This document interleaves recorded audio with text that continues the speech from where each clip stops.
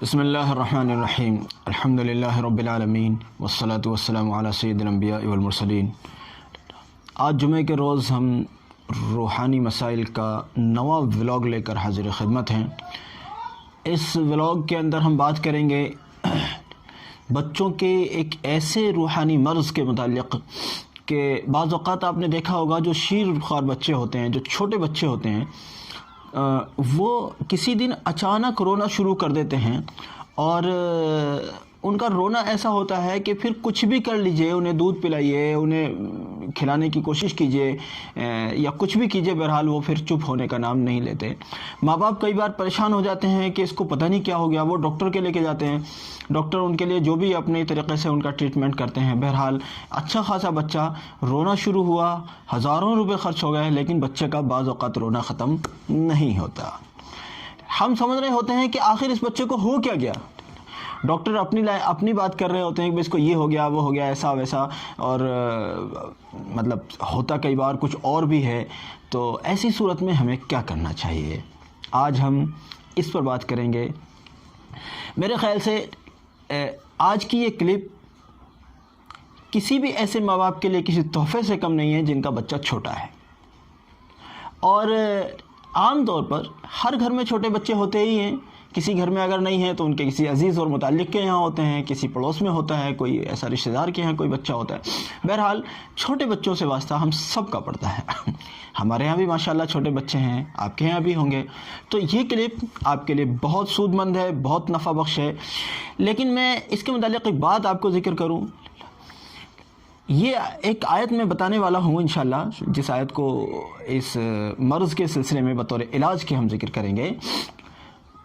اس آیت شریفہ کو پڑھنے کے لیے نہ کوئی عامل ہونا ضروری ہے، نہ مولانا صاحب کا ہونا ضروری ہے کہ صاحب مولانا صاحب سے دم کرائیے، اور نہ حافظ صاحب کا ہونا ضروری ہے، نہ مسجد کے امام صاحب کا ہونا ضروری ہے، بلکہ میں تو کہتا ہوں کہ بحیثیت ماں کے، بحیثیت باپ کے، آپ خود ہی دم کر لیجئے۔ ایک آیت پڑھنی ہے بس، اس آیت کو پڑھیے اور پڑھ کر بچے پر دم کر دیجئے، اور انشاءاللہ الرحمن بچے کا رونا بالکل ختم ہو جائے گا۔ لیکن میں ایک بات کا ذکر بھی کرتا چلوں کہ اگر بچے کو خدا نخواستہ کوئی جسمانی مرض اگر لاحق ہے تو پھر ڈاکٹر کی طرف ہمیں رجوع کرنا چاہیے، صدقات بھی دینے چاہیے، صلاۃ الحاجہ بھی پڑھنی چاہیے، اللہ رب العزت سے دعا بھی کرنی چاہیے کہ اللہ اس کے مرض کو، جو بھی اس کو مرض ہو گیا ہے، اس مرض سے اس کو نجات عطا فرما۔ بعض اوقات ایسا ہوتا ہے کہ اس کو کوئی مرض ہوتا ہے اور ہم سمجھ نہیں پا رہے ہوتے ہیں، بعض اوقات ایسا ہوتا ہے اس کو کوئی روحانی دقت ہوتی ہے اور ہم اس کو ڈاکٹر کی طرف لے کے جا رہے ہوتے ہیں۔ تو بہرحال مرض کی تشخیص بہت ضروری ہے۔ اگر کسی حکیم نے، کسی ڈاکٹر نے اگر مرض کو پہچان لیا تو سمجھ لیجیے آدھا علاج ہو گیا، اور وہ دوائی کر رہا ہے کسی اور چیز کی اور مرض تھا کسی اور چیز کا، مرض تھا کچھ اور، دوائی ہو رہی ہے کچھ اور، علاج ہو رہا ہے کچھ اور، کیسے بچہ ٹھیک ہوگا، کیسے انسان ٹھیک ہوگا؟ اس لیے مرض کی تشخیص، مرض کی پہچان کہ مرض کیا ہے، روحانی مرض ہے یا جسمانی مرض ہے۔ بہرحال سورہ آل عمران بہت مشہور سورہ ہے، سب جو قرآن کریم کو پڑھنے والے لوگ ہیں سب اس چیز سے واقف ہیں۔